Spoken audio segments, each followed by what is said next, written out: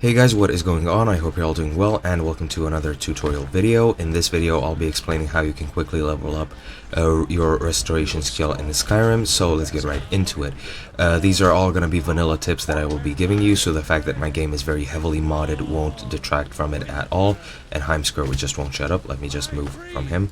But yeah, you level up restoration by actually using restoration spells to heal you or your companions, and the best way to actually level it up is to find a consistent source of damage to yourself and to use restoration spells along with it. The higher level the restoration spell, the more XP you will get from the restoration spell.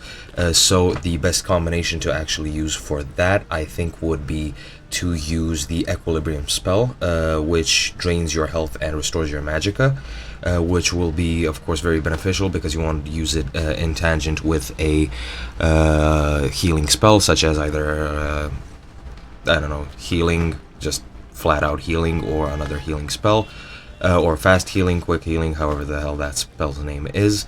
And yeah, you use equilibrium in one hand and you use healing, fast healing in the other.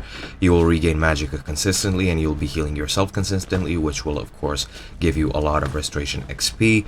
Another thing you can also do is of course find a restoration trainer and pay them gold to train you. However, this is a bit more slow since you will need to level up your character for each 5 levels that the trainer trains you, and it is very gold inefficient, so you will need to actually have a lot of gold to train it quickly. And some trainers can't even train you past a certain level, such as level 50 and level 75 of restoration, so keep that in mind.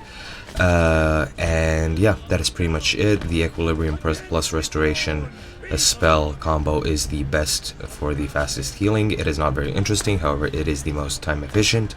And yeah, that is pretty much it. I hope you guys enjoyed, and I'll be seeing you in another video.